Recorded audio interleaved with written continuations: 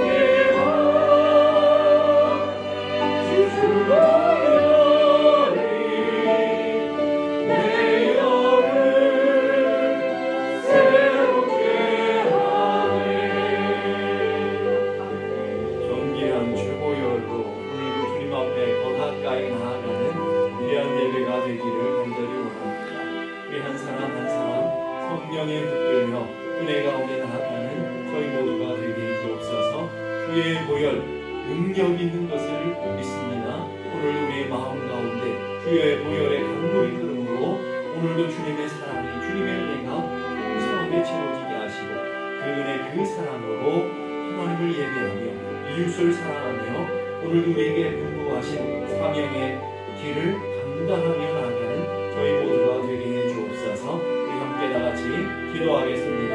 거룩하신 아버지 하나님 은혜를 감사합니다. 오늘도 주님의 보혈 가운데 더 가까이 나아갈 일을 원합니다. 하나님 아버지 오늘도 주님의 십자가 밑에서 참 자유와 평강을 누리게 하시고 우리 안에 묶여있는 것 답답한 것 컬컬한 것 용서하지 못하는 마음을 다 씻겨지게 하시고 오늘도 참 자유와 참 평강과 참 은혜로 주님 앞에 나와 예배하는 믿음의 자녀들이 되게 하여 주옵소서. 주의 보혈을 정결케 해 주옵소서. 주의 보혈을 자유케 하여 주옵소서. 주의 보혈이 능력 있게 하여 주옵소서. 주의 보혈을 위하여 은혜의 강가로 은혜의 보혈로 나아가는 귀한 예배가 되게 하여 주옵소서.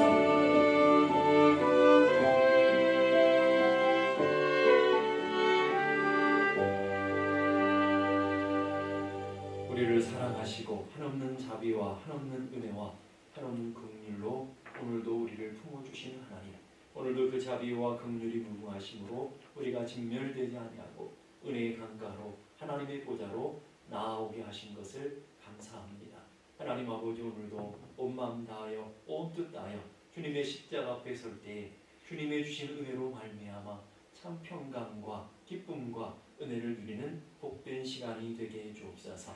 우리 안에 상한 심령들이 상한 마음들이 싸매어지게 하시고 병든 몸이 치료되는 역사가 있게 하시고 컬컬하고 답답한 심령들이 자유함을 누리며 인생의 묶임으로 인해 고통당하는 심령들이 참 평강을 누리는 귀한 예배가 되게 해 주옵소서. 주님을 만난 기쁨, 주님을 만난 감격으로 우리 안에 하늘의 영광과 하늘의 은혜로 가득 채워지게 하시고 오늘도 그 감격과 기쁨으로 하나님을 예배하는 복된 시간 되게 하여 주옵소서. 존귀하신 예수 그리스도 이름으로 기도드리옵나이다. 아멘. 교회 소식 알려드리겠습니다. 우리 지난 당회 두 번에 걸친 당회를 통해서 우리가 코로나 이후의 모임에 대해서 우리가 결정한 것이 있습니다. 우리가 예배 가운데는 계속해서 마스크를 꼭 착용했으면 좋겠다 하는 우리가 결정을 했고요. 왜냐하면 아직도 백신을 맞지 않은 분들도 있고 또 특별히 우리 교육부 자녀들은 아직 백신을 맞지 않았기 때문에 전반기 지나가는 동안에는 마스크를 계속 실내에서 착용하기로 결정했고요. 또 한 가지는 주일에 있는 주일 친교와 센터 모임을 제외한 소그룹 모임들은 자유롭게 허락하기로 결정을 했습니다. 그래서 여러분들이 모임을 가지실 수 있는데 특별히 여러분들이 마스크를 잘 착용하시고 조심스럽게 서로 피해가 되지 않도록 서로의 불편함이 없도록 여러분들이 잘 진행해서 모임들이 잘 진행될 수 있도록 여러분들이 협조해 주시면 감사하겠습니다. 많은 분들이 교회 청소 방역을 신청하셨는데 아직도 좀 빈칸들이 있습니다. 여러분들 함께 참여하셔서 하나님의 예배 처소를 세워가고 서로를 섬기고 봉사할 수 있는 그런 귀한 시간들이 되기를 간절히 바랍니다. 오늘 일부 예배 후에 본당에서 사역자 모임이 있습니다. 우리 함께 다 같이 기도합니다. 하나님 아버지 은혜를 감사합니다. 연약한 저희들, 부족한 저희들을 오늘도 사랑하시고 한없는 은혜와 한없는 사랑으로 오늘도 품어주심을 감사합니다. 주님의 날개 아래 참 평강이 있고 주님의 날개 아래 참 기쁨이 있으며 주님의 날개 아래 참된 은혜가 있는 것을 믿기에 그 은혜의 보좌로 은혜의 품으로 나아가는 우리 한 사람 한 사람이 되게 해 주시옵소서. 우리 한 사람 한 사람 간절한 기도의 제목과 소망이 있습니다. 가정들마다 오늘 성도들의 마음 가운데 있는 그 소망과 기도의 제목들을 주께서 응답하시며 아름다운 열매들로 채워지는 복된 가정과 기업과 삶의 터전들이 되게 하여 주옵소서. 오늘도 귀한 힘을 구별하여 주의 손에 올려드립니다. 하나님의 이름을 받으시고 하나님 나라와 하나님의 영광 위에 아름답게 쓰여질 수 있도록 인도하여 주시옵소서. 오늘도 주님의 말씀 앞에 섭니다. 하나님의 말씀은 살아 역사하는 능력의 말씀이오니 오늘도 우리 안에 역사하셔서 그 말씀이 진리가 되게 하시고 그 말씀이 생명 있게 하시고 그 말씀으로 인해 우리가 능력 있는 삶을 살아갈 수 있도록 우리를 붙들어 주옵소서. 하나님의 말씀 앞에 겸손하게 반응할 수 있는 은혜 역시 우리에게 허락하여 주옵소서. 존귀하신 예수 그리스도 이름으로 기도드리옵나이다. 아멘.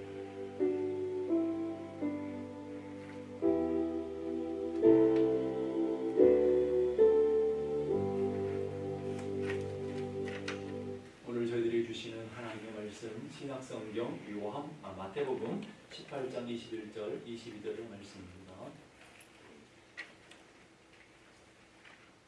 마태복음 18장 21절 22절 말씀 우리 다 같이 한 목소리로 공독하겠습니다.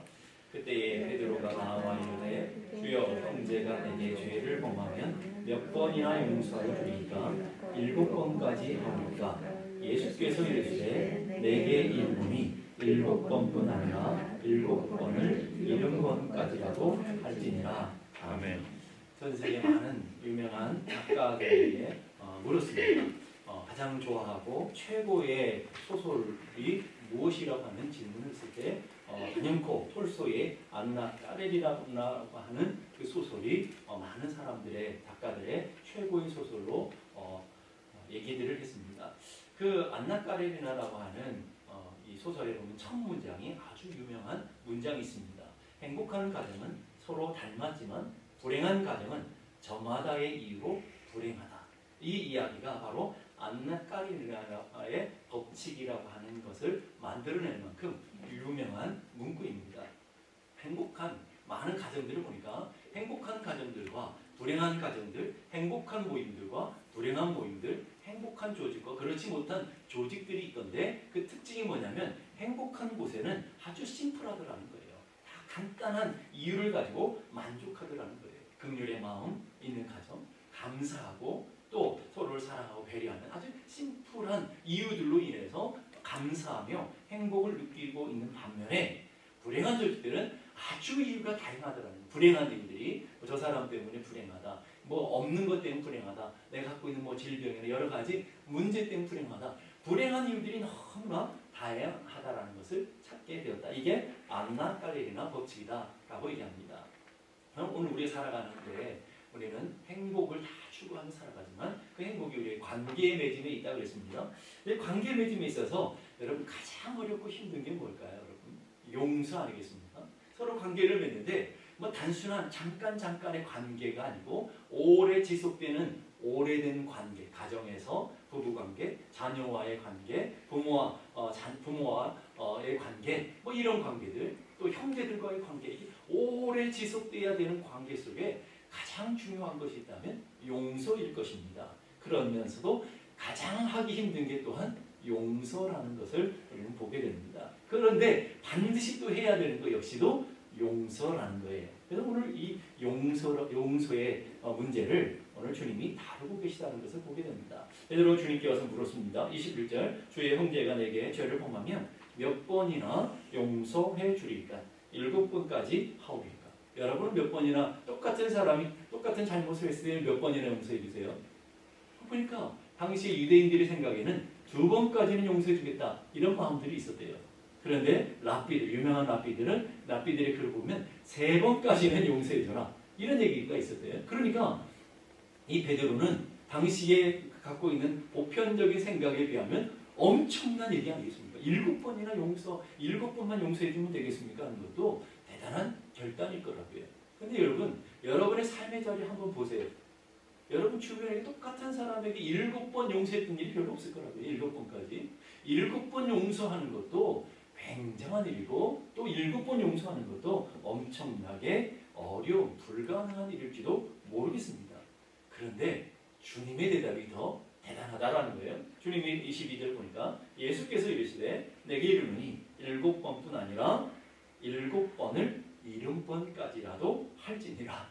자, 이 7번의 70번이 몇 번이죠? 490번이에요. 여러분 1번, 2번, 3번, 4번 이렇게 세가지고 490번까지 용서했으니까 491번 되는 너는 용서하지 않아. 이런 말이 아니라는 말이에요. 그 말은 끝까지 용서해야 돼. 무한한 용서를 주님이 가르쳐 주고 있는 것이죠. 여러분 기독교 진리를 딱 한 단어로 요약하면 뭐라고 그랬습니까? 사랑이라고 그랬잖아요. 사랑을 다른 말로 하면 바로 용서예요. 기독교 진리는 다른 데 있는 것이 아니죠. 하나님의 사랑이 어디에 나타났습니까? 십자가의 용서함으로 나타나는 것. 하나님의 사랑이 용서라는 거예요. 우리는 그걸 어떻게 할 수 있냐면 베드로전서 4장 8절 보십시다. 베드로전서 4장 8절 우리 함께 다 같이 읽어볼까요? 시작. 무엇보다도 뜨겁게 서로 사랑할지니 사랑은 허다한 죄를 덮느니라. 자, 사랑은 뭐라고요? 허다한 죄를 덮는 것이다. 용서라는 단어의 원뜻이 덮다라는 말이에요. 여러분. 그 말은 뭐예요? 사랑은 곧 용서다. 사랑은 곧 덮어주는 것이다. 여러분이 누군가를 사랑하고 있다면 여러분이 자녀를 사랑하십니까? 그러면 뭐 다른 거 찾아볼 필요 없어요. 자녀들의 허물과 자녀들의 죄악들을 그냥 덮어주고 있으면 내가 사랑하는 게 맞아요. 근데 아직도 여러분의 마음속에 섭섭함이나 여러분의 마음속에 억울함이나 뭐 그런 마음들이 있다면 그건 진짜 사랑하는 마음이 아니죠. 여러분이 배우자를 사랑하고 있다면 여러분의 배우자를 향해서 어떤 허물도 부족한 연약함들도 덮어주고 있다면 사랑하는 게 맞아요. 내가 안 덮어주면 누가 덮어주겠어요? 그렇잖아요. 근데 제일 안 덮어주는 사람이 가장 가까운 사람들 아닙니까? 솔직하게 가장 신뢰하는 분들이 가장 옆에 있는 분들 아닙니까? 덮어줘야 될 사람이 그러지 않으니까 불행한 삶을 살아가고 있다는 것이죠. 하나님은 누구까지 용서하라고 그래요? 누구까지 사랑하라고요? 원수까지 사랑하라. 이 말은 다른 말로 말하면 원수까지 용서하는 삶을 살아야 된다. 그런데 문제는 원수가 멀리 있으면 좋겠는데 원수가 늘 가까이 있다는 게 문제죠. 보실까요? 마태복음 10장 36절 보십시다. 마태복음 10장 36절 다 같이 시작. 사람의 원수가 자기 집안 식구니라. 원수가 누가라고요? 배우자가 왼수라고요. 옆에 있는 사람이 왼수라고요. 왜 그럴까요? 왜 원수로 느껴질까요? 멀리 있는 사람은요, 안 보면 그만이에요. 멀리 있는 사람 안 만나면 그만이라고요. 그런데 늘 봐야 되니까, 늘 부딪혀야 되니까, 늘 가까이 있어야 되니까 원수라고요. 이게 진짜 왼수 십자가라고요. 여러분, 그 사람들에게 베풀어야 되는 것이 사랑이고 그 사람들에게 베풀어야 되는 것이 용서라는 것을 우리는 알아야 돼요. 7번뿐 아니라 7번에 70번씩 용서하고 용납해야 될 대상은요, 멀리 있는 사람이 아니라고요. 멀리 있는 사람은 아예 안 보면 단절해 버리면 돼요. 뒤돌아서면 된다고요. 근데 여러분, 배우자를 뒤돌아설 수 없잖아요. 자녀를 버릴 수 없잖아요. 부모를 버릴 수가 없잖아요. 늘 가까이 해야 되고 늘 함께 해야 되고 늘 함께 동행할 수밖에 없는 사람들, 그 사람들이 우리가 끊임없이 용서해야 되고 끊임없이 품어줘야 되고 끊임없이 함께 해야 되는 사람들이라는 거예요. 여러분의 가족, 여러분의 형제, 같은 교회 성도들, 같은 직장 동료들, 그 사람들이 가장 가까이 있기 때문에 용서해야 될 사람들이고 용납해야 될 사람들이다라는 거예요. 그렇게 보면 우리 가정은 얼마나 좋은 곳입니까? 교회라는 곳이, 가정이나 교회는 사랑 공동체 아닙니까, 여러분? 사랑, 하나님의 사랑 때문에 모여진 공동체라고요. 사랑 공동체가 돼야 되는데 실제는 상처 공동체라고요. 가장 여러분이 상처를 많이 받는 곳이 어디예요? 다른 데 얘기하지 않잖아요. 여러분의 배우자, 부모, 자식, 여기서 가장 상처를 많이 받고요. 여러분 가장 많이 상처받는 분들이 누구죠? 옆에 있는 교회 분들에게 상처 안 받을까 하겠어요. 안 보면 되잖아요. 매일 만나야 되고 또 자주 만나야 되고 그런 분들끼리 여러분은 사랑 공동체 안에 있는 사람들이 상처 공동체가 되어지고 있더라는 것입니다. 이게 문제 아닙니까? 먼 곳에 있는 사람들에게 받는 것이 아니라 가장 가까이 있는 사람들에게 받는 거예요. 그래서 그런 노래 나오면 가까이하게 너무 먼 당신. 예? 너무 가까이 하면 할수록 아프고 고통스러운 거 아니겠어요? 가정에서든지 교회에서나 직장에서 어떤 사람과 관계를 맺는다는 것은요, 상처를 받기도 하고 상처를 주기도 하는 것을 전제합니다. 누군가를 사귄 거다. 여러분들이 배우자로 결혼했다라는 말은 내가 상처를 받을 각오를 해야, 여러분 그런 준비가 돼야 된다고요. 왜? 나도 모르는 사이 나도 상처를 열심히 주고 있잖아요. 사랑이라는 이름으로 상처를 주고요. 또 당신을 위한다는 이름으로 상처를 주고요. 잘 돼야 된다라고 하는 이름으로 여러분이 어마어마한 상처를 주고 받는다고요. 이게 우리가 살아가는 관계라고요, 여러분. 관계는 그것이 기본 전제가 되어 있어요. 그거 싫으면 무인도에 가서 혼자 살아야 돼요. 여러분 무인도에 가서 여러분 교회 혼자 세워서 홀로 교회를 세워야 된다고요. 그래야 상처 안 받아요, 여러분. 그러니까 오늘 우리가 살아가는 관계들은요, 다 상처를 받고 상처를 주고 있어요. 여러분은 상처만 받는 줄 아시죠? 그건 착각이라고 하는 거예요, 여러분. 여러분 내가 상처를 받는다고 생각하는 사람은 그것보다 수십 배 더 상처를 주고 있다는 거예요. 그거 아시는 분들은 지혜로운 분이에요. 내가 상처받는 것보다 훨씬 더 상처를 많이 주고 있을지 몰라라고 생각하는 사람은요, 상처를 많이 안 줘요. 근데 그거를 모르는 사람은 나는 늘 잘한다고 하고 나는 늘 옳다라고 하는 사람은요, 거꾸로 생각하면 자기는 상처를 주는 사람이라고 딱 생각하시면 딱 맞아요. 나는 늘 잘하고 나는 늘 언제나 의롭고 나는 언제나 좋은 사람이라고 여러분의 마음에 기준이 있다면 여러분들 오늘부터 나는 정말 나도 모르게 상처를 엄청 주고 있구나 이렇게 생각하시면 그게 정답이에요. 나는 늘 부족해, 나는 늘 연약해, 나는 허물투성이야, 나는 불완전해, 나는 실수투성이야, 나도 연약하고 나도 부족한 존재야 라고 생각하고 나도 다른 사람들이 그러기 때문에 많은 상처를 주고 있어. 그런 사람들은 오히려 다른 사람들에게 상처를 주지 않는다고요. 왜요? 다른 사람을 배려하는 마음이 먼저 있기 때문에 말이에요. 그러니까 여러분 우리가 불완전한 자들이라고요. 우리가 죄인이라고요. 우리가 허물투성이라고요. 그런데 어떻게 완전한 관계가 될 수 있냐고요. 여러분. 불완전한 거라고요. 그렇기 때문에 우리의 삶의 자리는 전제되는 관계들은요, 용서가 전제돼요. 서로 용납함이 전제돼야 돼요. 미국의 39대 대통령 카터 부인, 조지아에 사시는 분이잖아요. 아시잖아요. 인고 부부로 그 부부는 굉장히 유명한 부부죠. 한 번은 하버드 대학교 강연을 끝내고 어떤 사람 질문을 받았어요. 두 분이 이렇게 평생 사이좋게 행복하게 살아가는 행복한 부부 비결이 무엇입니까? 그랬을 때 카터 대통령이 이렇게 얘기해요. 우리의 결혼 생활에서 사랑이 30%, 나머지 70%는 용서입니다. 그 옆에 들었던 로잘린 여사님이 아니 그게 아니라고 오히려 다른 이야기를 했어요. 그랬더니 우리의 결혼에는 그게 아니고요. 우리의 결혼은 사랑이 10%고 용서가 90%입니다. 이랬다는 거예요. 여러분 관계 맺음, 부부라는 것, 성도와의 관계, 직장 동료들과의 관계, 이 모든 것들은요 이렇게 많은 용서가 필요해요. 용서가 없이는 관계 맺음이 불가능하다는 거예요. 여러분 주변에서 많은 관계 불편하신 분들이 가장 근본적인 이유들은요 용서하는 마음이 없기 때문에 그렇다는 거예요. 그래서 주님이 용서를 오늘 명령하고 있어요. 누구 때문에요? 우리들 때문에 용서를 명령하고 있어요. 첫 번째로 용서해야 되는 이유는 여러분 자신 한 사람 한 사람들을 하나님이 사랑하시기 때문에 용서하라고 얘기하시는 거예요. 하나님이 세상 밖에 있는 사람들을 귀하게 여기셔서 용서하라는 게 아니고요. 여러분들 하나님의 자녀인 여러분 한 사람 한 사람이 너무 소중하니까 용서하라고 말씀하고 있다는 거예요. 필립 얀시라고 하는 분이 용서는 향수병에 품어낸 향수처럼 세상에 뿌려지는 달콤하고 순정적인 이상이 아니다. 이상적인 것이 용서 쉬운 게 아니라는 말이에요. 용서는 굉장히 어렵다는 말이에요. 용서는 아프도록 고통스러운 것이다. 여러분 누군가를 용서하고 용납한다는 것은요 그만큼 크게 아픈 것 고통을 내가 감내하고 있다는 것을 뜻하는 거예요. 여러분의 자녀들을 다른 사람은 잘 용서 못하지만 자녀들을 끝없이 용서하잖아요. 자녀들을 끝없이 용서한다는 말은 뭐예요? 여러분의 마음속에 그만큼 상처의 자국들이 많이 있다는 것, 고통의 자국들이 많이 있다는 것을 전제하고 있어요. 근데 우리는 용서하게 되면 누구 좋으라고 용서해? 나 절대 용서 못해. 이렇게 생각하는 분들이 있어요. 마치 용서가 상대방을 위해서 해주는 것처럼 생각하고 있더라는 거예요. 그러나 잘 생각해 보세요. 여러분 용서하지 않고 누군가를 용납하지 않을 때 누가 가장 힘들까요? 누가 가장 고통스럽고 누가 가장 파괴될까요? 여러분 변비 환자분들 계시잖아요. 그냥 아주 병적인 변비를 갖고 있는 분들, 일주일에 한 번씩 화장실 못 가는 분들이 있다고요.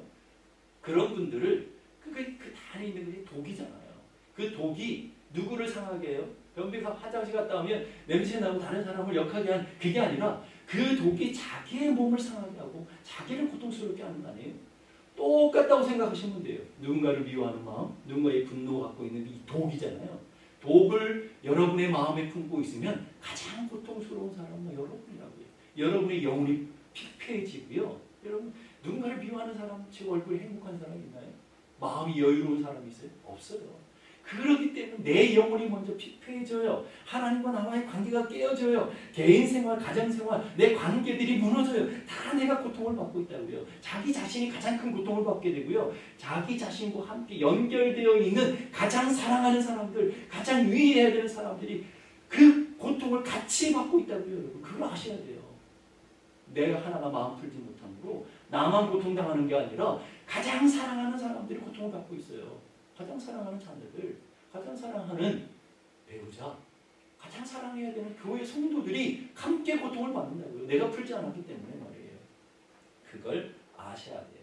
그를 용서하는 것은 자기 영혼을 자유케 하는 가장 큰 은혜라는 것, 내 삶을 자유와 평강을 주는 가장 큰 힘이라는 것을 여러분들이 기억하시고, 오늘 여러분의 마음속에 응어리돼서 평생 여러분들 안에 답답했던 하신 분들이 있을지도 몰라. 용서하지 못하는, 용납하지 못하는 거, 언제나 돈때 묶이고 돈 떼서 내를 힘들게 하고 했던 사람들, 또 관계 때문에 내가 억울한 일 당하고 답답한 일 당해서 마음 한구석에 응어리져 있는 분들, 평생 행복하지 않다고요. 오늘 예배 가운데 풀려지는 놀라운 역사가 있기를 바랍니다. 성령님이 여러분의 마음을 봄날의 눈 녹듯이 다 녹아서 오늘 예배 끝나 나가는 자리에 여러분 고통스러워도 그걸 풀어내기, 아파도 그걸 다 풀어내는 그런 삶이 되어서 여러분의 마음에 천국이 일어나고 여러분의 마음에 하나님의 은혜가 채워지는 역사가 있기를 주님의 이름으로 축복합니다. 일본의 유명한 신학자인 유지무라 간조라는 분이 용서하는 삶이라는 책에 이런 얘기를 했어요. 죄악의 용서가 없으면 안팎의 평강이 없다. 안에도 평강이 없고 밖에도 관계가 깨지기 때문에 평강이 없다는 말이에요. 남의 죄를 용서해 주는 것은 심령이 건강해지는데 필수적인 요건이다. 심령, 우리의 심령이 평강을 이렇게 건강해야 육신도 건강한 거 아닙니까? 죄를 용서해 주면 불안은 거의 사라진다. 대부분의 범민은 용서해 주지 못하는 마음 상태에 싹든다. 단호하게 용기를 내어서 남이 내게 저지른 죄를 용서해 준다면 누구든지 당장 기쁨과 만족을 맛보게 될 것이다. 여러분, 진짜 용서되지 않았던 사람을 그리스도 안에서 정말 어렵게 용서해 주었던 기억이 있습니까? 그때 평생 묶여 내 마음을 힘들게 하고 내 삶을 고통스럽게 했던 것들이 용서와 함께 자유, 세상에 묶였다가 자유를 얻고 날아가는 것처럼 엄청난 희열과 엄청난 자유를 내가 누린다고요. 내가. 그렇기 때문에 주님이 여러분의 삶의 자리에 용서의 삶으로 나아가는 거예요. 용서하는 마음, 풀어내는 마음들은요, 천국을 느끼는 마음이고요. 다 묶여있는 마음, 용서하지 못하는 마음들은요, 늘 지옥을 살아가는 그런 삶을 살게 된다는 거예요. 지옥의 삶을 살아갈지 아니면 천국의 삶을 살아갈지는 누구에게 있느냐면 여러분의 선택이 있다고요. 그래서 하나님은 우리 하나님의 사랑하는 자녀들이 고통과 지옥 가운데 살아가는 거 원치 않으셔요. 다 하나님의 평강과 은혜를, 하나님의 나라의 은혜를 누리며 살기를 원하신다고요. 그래서 주님이 여러분들에게 명령하시는 거예요. 세상에 있는 사람들이 아무리 용서해도 용서 안 해요. 누가 용서해야 돼요? 은혜 받은 내가 먼저 용서해야 되고, 하나님의 사랑을 아는 내가 먼저 용서해야 내가 자유함을 누리고 내가 하나님 나라를 누리며 살아가게 되어지는 거예요. 두 번째는요, 은혜가 막히지 않도록 하기 위해서 용서하라고. 용서하지 못하는 마음이 있으면 하나님과 우리 사이의 중간에 막힌 담이 있어서, 죄의 담이 있어서 하나님의 은혜를 받지 못한다고요. 여러분, 얼마 전에 단비가 내렸잖아요. 단비가 쫙 쏟아지니까 얼마나 좋아요. 농사 짓는 분들은 얼마나 좋았습니까? 그런데 문제가 뭐예요? 아무리 단비가 계속 쏟아져도요, 그릇이 엎어져 있으면, 닫혀 있으면 물방울 하나 담을 수 없다고요. 열려 있어야 돼요. 오늘 우리도 마찬가지예요. 하나님은 날마다 은혜의 단비를 주시듯이, 이른 비와 늦은 비를 주시듯이, 아침마다 새벽 이슬을 주시듯이 날마다 여러분들에게 은혜를 주시고 날마다 복을 주시고 계시다고요. 그런데 우리의 마음이 응어리지고, 우리의 마음이 분노로 가득하고, 우리의 마음이 누군가 미워하는 마음으로 가득해서 그릇이 이렇게 덮어져 있다고요. 그러니까 날마다 주어지는 축복을 누리지 못하고 있다는 거예요. 그래서 하나님이 이렇게 명령하시는 거예요. 마태복음 5장 23절 24절 보십시다. 마태복음 5장 23절 24절. 그러므로 예물을 제단에 드리다가 거기서 내 형제에게 원망 들을 만한 일이 있는 것이 생각나는. 하나님 앞에 예배 드리다가 원망 드릴 일, 마음에 불편함이 있으면 뭐 하라고요? 그거 그냥 두고 예배드리는 상태 그대 두고 먼저 가서 형제와 화목하고 그에 와서 예물을 드리라. 이 말은 무슨 말이에요? 여러분 응어리진 마음, 답답한 마음, 용서하지 못하는 마음으로 예배 시간 앉아 있어봐야 헛수고라는 말이에요. 하나님의 은혜를 받을 수가 없다는 말이에요. 하나님의 은총을 받을 수가 없다는 말이에요. 하나님의 평강이 가지 못한다. 그래서 하나님 먼저 가서 화해하고 먼저 가서 용서하고 하나님께로 나오라라고 얘기하시는 거예요. 하나님은 오늘도 수많은 천사들, 하나님의 영적인 신부름꾼들인 하나님의 수많은 천군 천사들을 보내서 여러분의 가정에 보내서 여러분의 심령에 보내서 하늘의 신령한 복과 하늘의 넘치는 은혜들을 여러분의 마음 가운데, 여러분의 가정 가운데, 여러분의 삶의 가운데 엄청나게 부어주시고 보내서 보내시고 계시다고요. 여러분 보이시나요? 주의 천사들이 여러분 옆에서 엄청난 복과 은혜를 가지고 여러분들이 다 주변에 있다고요. 그런데 와서 보니까 우리의 마음이 오만 가지 세상 쓰레기로 미움으로 분노와 원수매증으로 가득 차 있어요. 그 하나님의 은혜를 부어도 도무지 부어서 채울 곳이 없는 거예요. 세상의 쓰레기 오만 가지 오물로 우리의 마음이 가득 차 있는 거예요. 왔다가 그냥 갔대요. 왔다가 그냥 갑니다. 그래서 나온 노래예요. 여러분 우리의 심령 가운데 하나님이 부으셔야 되는데 우리의 심령이 오만 가지 세상의 쓰레기 오만 가지 오물로 용서하지 못하고 뭐 그렇게 한이 많으며 뭐 그렇게 상처들이 많으며 좀 이제는 끊으세요. 여러분 예수 믿고 있다면 십자가 안에서 말이에요. 언제까지 할 때 무슨 보물이라고 고이고이 간직하세요. 끊으세요. 풀어내세요. 언제까지 그걸 고이고이 골동품도 아닌 고이고이 간직하실 거라고요. 그것 때문에 여러분 은혜가 막혀 있다고요. 그것 때문에 은사가 막혀 있다고요. 그것 때문에 하나님과 영적인 교통이 막혀 있다고요. 아무리 기도해도 기도가 하나님의 보좌에 상달되지 않고 있다고요. 뭐 때문에요? 원수매증 때문에, 미움 때문에, 내 안에 있는 분노 때문에, 또 내가 그 하늘의 신령한 복과 은혜를 오늘도 못 받고 있다고요. 좀 끊으세요. 풀어내세요. 주님 앞에서 풀어내시고 오늘 하늘의 은혜로 채워지는 하늘의 은혜와 축복으로 여러분의 심령과 여러분의 가정이 채워지는 놀라운 은혜가 있기를 주님의 이름으로 축복합니다. 그러면 이 용서가 결코 쉽지 않은데 어떻게 용서해야 되나 하는 우리는 질문을 갖게 되고 물음을 갖게 돼요. 그래서 예수님이 그 다음에 오늘 본문 그 다음에 있지는 않았지만 아주 유명한 얘기 하나를 비유로 설명하고 있어요. 여러분 잘 아시는 1만 달란트 빚진 자를 탕감해 주시는 이야기 말이에요. 23절 24절 보십시오. 그러므로 천국은 그 종들과 결산하러 하던 어떤 임금과 같으니 결산할 때에 1만 달란트 빚진 자 하나를 데려오네. 자, 임금에게 1만 달란트 빚진 자가 있다고요. 여러분 1만 달란트라는 게 여러분이 생각하는 게 1만 정도 생각하죠. 그 정도 아니고 우리가 측량할 수 없는 어마어마한 액수예요. 1달란트가 6,000데나리온이니까 한 데나리온은 어른 장정한 사람이 일하는 품삯이라고 그랬잖아요. 그러니까 1달란트가 6,000일을 일해야 되는 품삯이라고요. 그래서 어떤 학자들이 조사했더니 약 10,000달란트는 수십조가 된다는 거예요. 놀라지 않을 줄 알았어요. 뭐 그 정도 크게 가지고 뭐. 네. 하늘을 품고 살아가는 사람이 몇십조 가지고 놀라겠어요. 주인이 임금이 몇십조 원 빚을 탕감해줬다고요. 아무 조건 없이 용서해줬다고요. 여러분 그게 하나님의 은혜라는 거예요. 여러분 탕감받은 사람이 누구예요? 오늘 우리라는 것을 여러분 깨달아야 돼. 거기서부터 여러분 믿음이 시작되고 거기서부터 은혜가 시작돼요. 이 탕감받은 일반 달란트 빚진 자가 누구라고요? 옆에 사람이 아니고 나라고요.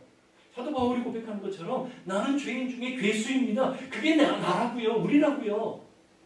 나라고요 그러면 목사님만 그렇게 죄를 지으셨나 보다. 이렇게 생각하시는 분들이 많아요. 여러분. 여러분은 다릅니까? 아니잖아요. 내가 죄인의 괴수이고요. 내가 그 죄인이고요. 성경에 나오는 세리가 바로 나고요. 여러분 주님 앞에 범죄하다 잡끌려 나온 창녀가 바로 나라고요.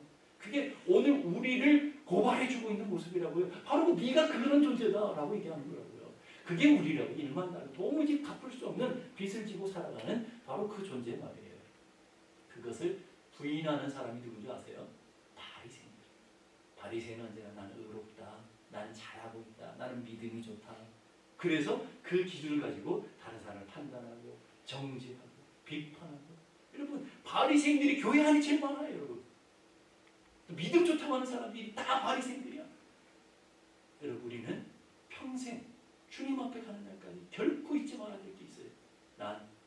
1만 달란트 빚진 자다. 여러분 배우자 앞에 나는 1만 달란트 빚진 자인데 주님이 탕감하신 하나님의 은혜로 살아가는 자라는 것, 여러분 그걸 잊지 말아야 돼요. 여러분 성도들 앞에서 성도들이 왜 저래? 저 사람은 왜 저래? 장로가 왜 저래? 목사가 저 저래? 비판하고 판단하는 사람은 다 바리새인들이라고요. 자기만 잘하면 돼요. 그래서 유명한 말 있잖아요. 니나 잘하세요. 여러분 다 바리새인들은 언제나 정죄하고 다 지옥으로 만들어가는 그런 사람들이잖아요. 우리는 우리의 정체성을 깨달아야 돼요. 내가 바로 1만 달란트 빚진 자. 내 힘으로 내 능력으로 내 노력으로 어떠한 방법으로도 탕감받을 수 없는 어마어마한 빚을 졌는데 하나님이 일방적으로 탕감해 주셨다. 그게 나다. 내가 그렇게 죄인이고 내가 그렇게 허물 많고 내가 그렇게 모순투성이고 여러분 그걸 인정하셔야 돼요. 그걸 인정 못하면 바리새인 된다니까요. 그걸 인정하셔야 돼요. 그런 인정을 있는 사람들의 삶의 모습 속에 하나님의 은혜가 넘쳐나게 되는 거예요. 그래서 주인이 어떻게 했어요? 27절 보니까 그 종이 주인이 불쌍히 여겨 놓아 보내어 그 빚을 탕감하여 주니라. 불쌍히 여겼다. 불쌍히 여겼다. 우리 첫 번째 했잖아요. 첫 불쌍히 여기는 긍휼의 마음을 가졌다. 그리고 용서했다. 용서의 마음으로 다 탕감해 줬다. 이걸 기독교 용어로 은혜라고 하는, 일방적으로 탕감해주고 일방적으로 받아주고 은혜라고 하는 거, 이게 다른 게 은혜가 아니고 이게 은혜예요. 도무지 갚을 수 없는 빚을 주님이 일방적으로 탕감해 주셨어요. 그런데 주님은 거저 탕감해 준 게 아니죠. 그것이 너무너무 어마어마하기 때문에 독생자 예수를 이 땅에 보내셔서 십자가의 죽으심의 대속이라고 했어요. 대신 값을 지불하시고 나를 살려주신 거예요. 그럼 그 은혜를 여러분이 아셔야 거기에 하나님의 주시는 믿음의 길이 시작되더라는 거예요. 그런데 말이에요. 그 탕감을 받고 난 종의 이후의 모습을 한번 보자고요. 우리는 다 하나님 앞에 탕감받은 1만 달란트 탕감받은 빚진 자라는 걸 여러분들이 인정하시는 거죠? 아니면 말고요. 인정하셔야 되고요. 인정하시는데 그 다음에 보자고요.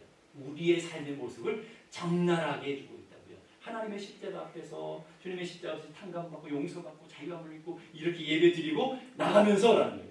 예배드리고 나가면서 뭘 하고 있는지 보세요. 28절. 그 종이 나가서 자기에게 100데나리온 빚진 동료 하나를 만나.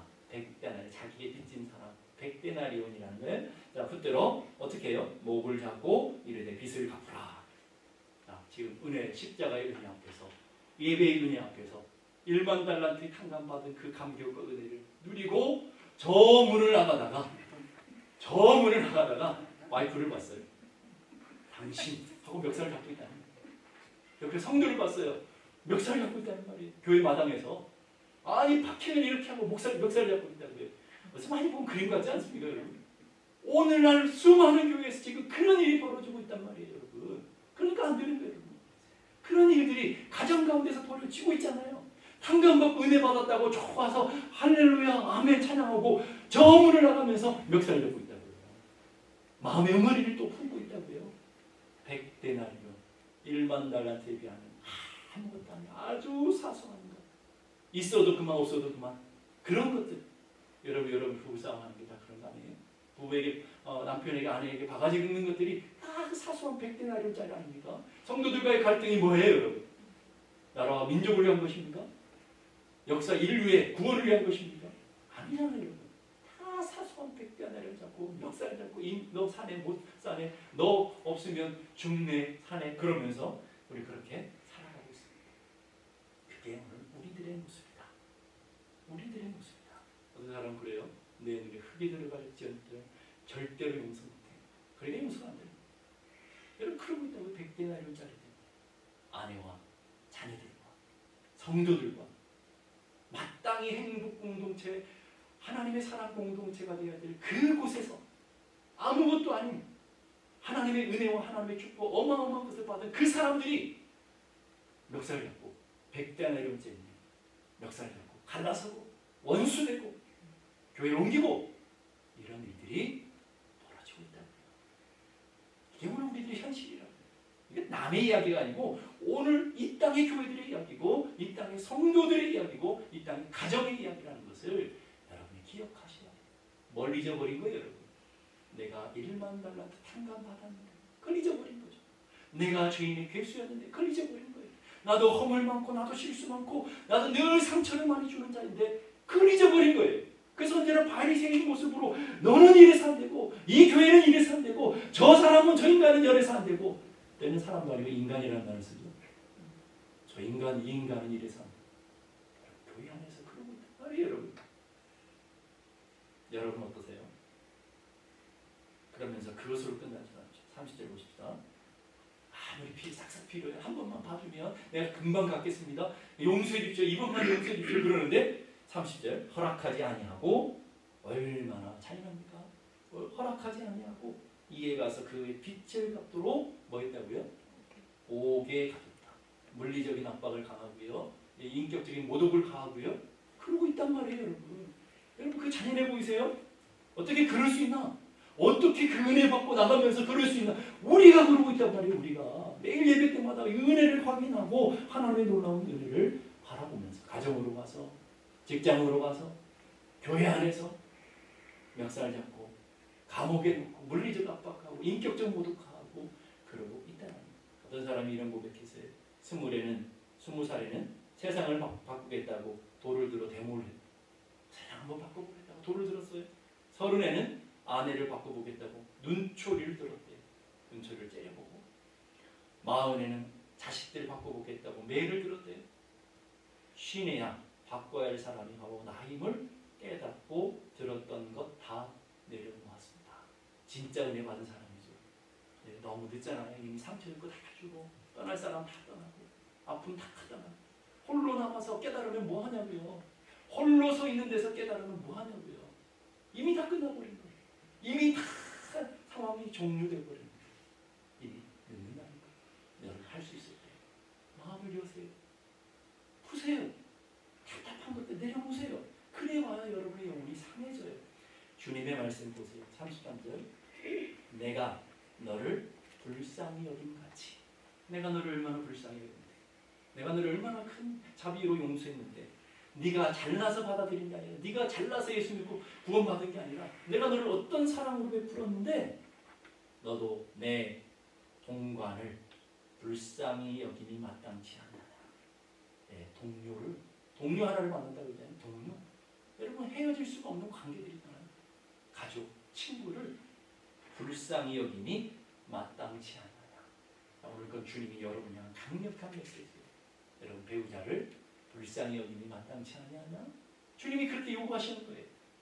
여러분 성도를 불쌍히 여김이 마땅치 않느냐. 직장 동료를 불쌍히 여김이 마땅치 않느냐. 불쌍히 여기며 살아가야 되는 우리들의 모습을 얘기해 주고 있어요. 조건을 얘기했어요. 왜냐하면 에베소 4장 32절 보십시다. 서로 친절하며 불쌍히 여기며 서로 용서하기를 하나님이 그리스도 안에서 너희를 용서하신 같이 하라. 적당히 아니고요. 하나님이 우리를 용서해 주신 같이. 너는 이미 그 은혜를 받은 사람이니까 그 축복을 경험한 사람이니까 은혜를 알고 믿음을 가진 네가 먼저 그렇게 살아라 라고 얘기하는데 골로새서 3장 13절 누가 네게 혐의가 있거든 서로 용납하고 피차 용서하되 주께서 너희를 용서하신 것 같이 너희도 그리하고. 주께서 너희를 용서하신 것 같이 무작정 무조건적으로 받아주신 것처럼 우리는 지난 한 달 동안 행복한 관계를 통해서 좋은 관계들을 통해서 행복한 삶을 어떻게 하면 살아갈지 위한 주제들을 가지고 세 가지의 마음을 우리 함께 살펴봤어요. 첫 번째가 뭐였죠? 긍휼의 마음. 두 번째가 감사의 마음. 세 번째가 용서하는 마음. 근데 이 세 가지 공통점이 있어요. 이 세 가지 공통점은 죄인의 마음에서는 결코 나올 수 없는 마음들이라는 거예요. 이 자연적인 죄인의 마음 속에는 그런 게 나올 수가 없어요. 아무리 노력해도 그것을 넘어설 수가 없다라는 거예요. 여러분 미워하는 것은 성경 공부를 안 해도요. 열심히 묵상을 하지 않아도요. 자연적으로 돼요. 미워하지 말라고 그래도 열심히 안 하려고 그래도 자연적으로 되잖아요. 그러나 용서하는 것, 긍휼히 여기는 것은요. 하려고 해도 안 되는 것. 이게 죄인이기 때문에 그래요. 여러분 그거 안 된다고 포기할 겁니까? 여러분 그거 안 된다고 낙심할 것입니까? 아니에요. 우리는 길이 있어요. 어디로요? 그 자리에서 십자가 밑으로 나아가 십자가가 바로 우리의 은혜의 장소다. 하나님께서 나를 사랑하시고 용서해 주신 그 자리로 나아가는 것. 세벌리 목사님이 이렇게 말해요. 갈릴리에 올라 우리가 어떻게 하나님의 용서를 받았는지 배우자. 갈릴리 자리로. 갈릴리가 십자가 밑 아닙니까? 십자가 밑으로 나아가자. C.S. 루이스도 이렇게 말해요. 그리스도인이 된다는 것은 용서할 수 없는 죄를 용서하는 것을 말한다. 그리스도인이 된다는 것은 용서할 수 없는 죄, 도무지 용서할 수 없는 죄를 용서하는 것을 얘기한다. 그런데 우리는 용서할 수 있는 것들이잖아요. 사소한 것. 뭐 용서하지 못하는 것들이 어디 있습니까? 사소한 것들을 용서하지 못하고 있죠. 하나님이 우리의 용서받을 수 없는 죄를 먼저 사하셨기 때문이다. 이게 결론. 하나님 우리를 먼저 사해 주셨어요. 하나님 먼저 우리를 용서해 주셨어요. 그렇기 때문에 우리는 그 자리에 서보면 나도 그 용서 받았는데, 그 은혜 받았는데 라고 얘기합니다. 오늘 여러분의 마음속에 여러분의 인생 앞길 막는 원수 있습니까? 여러분의 친구들이 다 떠났습니까? 마음 상한 일들이 있습니까? 평생 마음의 분노 가득하고 화가 풀리지 않는 일들이 있습니까? 십자가 밑으로 나아가 참 자유와 평강을 누리는 우리 모두가 되기를 완전히 원합니다. 헬리나 웬이라는 분이 그리스도의 용서의 삶을 살고자 세 가지 중요한 권면을 드리고 있어요. 첫째는 주님이 나를 어떻게 용서하는가를 생각하라. 첫 번째가 뭐라고요? 생각을 해야 돼요. 뭘 생각하라고요? 원수를 생각하라는 말이 아니에요. 근데 우리는 뭐예요? 매 원수만 묵상해. 주님을 생각하는데 원수만 생각해. 누워도 원수 생각, 일어나도 원수 생각. 어떡할 거예요? 그러니까 불면증 걸리고. 그거 말고 주님을 생각하라. 여러분의 마음속에 미워하는 사람이 있으면 주님을 생각하십시오. 두 번째는 조건 없이 용서하기로 결단하라. 자, 생각하고 두 번째 뭐라고요? 결단해라. 세 번째 중요해요. 정말 싫은 사람을 있다면, 그래도 싫은 사람이 있으면 기도하라. 기도하라. 주님 내게 용서의 마음을 주십시오. 하나님 나를 사랑하신 그 사랑을 깊이 알아서 그 사랑의 은혜 크기가 내 미워하는 마음보다 훨씬 더 커서 그걸 덮을 수 있도록 하나님 은혜 주십시오라고 기도하라. 세 가지 권면이 뭐라고요? 첫 번째는 주님을 생각하라. 두 번째는 용서하기로 결단해라. 감정이 되면, 내 기회가 되면 그런 절대 용서 못해요. 어떻게 하라고요? 결단을 해야 된다고요. 세 번째는 뭐라고요? 주님, 그래도 안 되면 주님께 기도하라. 성령님 도와주시라. 오늘 우리 가정은 평강으로 인도해주시고 무엇보다 내 마음을 하나님 주신 은혜 안에서 하나님 용서할 수 있는 마음, 담대한 마음을 허락해달라고 기도하는 자들, 그 믿음 안에서 하나님의 거룩한 역사가 우리들 가운데 일어나게 되고, 여러분 가정이, 여러분의 관계들이 다 회복이 되어져서 여러분의 삶이 행복한 삶으로, 은혜로운 삶으로 나아가는 복된 삶이 되기를 주님의 이름으로 축복합니다. 기도하겠습니다. 기도하실 하나님, 오늘도 주님 주신 은혜로 말미암아, 하나님 주신 성령으로 말미암아 오늘도 용서의 마음에 관한 이야기를 함께 나눴습니다. 하나님, 우리의 마음속에 도무지 용서되지 않는 사람, 용서할 수 없는 사람, 그런 사람이 있을지도 모르겠습니다. 마음에 분노 가득하고 생각만 해도 화가 치미는 그런 사람도 있을 겁니다. 하나님, 나를 아프게 하고 나를 고통스럽게 하는 내 인생의 가시 같은 사람도 있을 것입니다. 하나님, 떠내보낼 수 없는 그런 관계 속에서, 가정과 형제와 부모와 그리고 성도들 관계 속에서, 직장 동료들과의 관계 속에서 힘들고 버거운 고뇌의 시간들을 가지는 분들도 있을 것입니다. 하나님, 이 시간 주님을 깊이 생각하게 하시고 십자가 밑으로 나가게 하시고, 하나님께서 우리에게 명령을 주셨기에 내가 용서하기로 결단합니다. 하나님, 의지를 가지고 결단하러 나가며 한번 해보겠습니다라는 결단을 하게 하시고, 하나님 앞에 기도하며 은혜를 구하는 저희 모두가 되게 해주옵소서. 우리 함께 다같이 기도하겠습니다. 거룩하신 아버지 하나님, 은혜를 감사합니다. 오늘도 주신 말씀 마음에 새기고 믿음으로 우리의 삶을 점검하기 원합니다. 하나님, 하나님께 주시는 긍휼의 마음, 감사의 마음이, 용서의 마음이 우리 안에 풍성하게 하시고, 날마다 그 은혜 붙들어 살아가는 하늘 백성들이 되어서 내게 속한 가정이, 직장이, 교회가 좋은 아름다운 관계들이 회복되어져 우리의 삶이 행복한 삶으로, 거룩한 삶으로 회복되어져 갈 수 있도록 은혜 베풀어 주옵소서. 우리 힘으로, 우리 능력으로 불가 불가능하오니 성령 하나님 우리 성도들 한 사람 한 사람 심령 가운데 성령이 역사하셔서 십자가 안에 은혜를 맛보게 하시고 그 은혜로 말미암아 하나님께서 원하시는 기뻐하시는 삶을 살아낼 수 있도록 인도하여 주옵소서. 이제는 우리 주님 예수 그리스도의 은혜와 하나님 아버지 크고도 놀라우신 사랑과 성령님의 감화 감동 충만케 하시는 역사가 이제로부터 영원까지 함께 계시기를 간절히 축원하옵나이다. 아멘.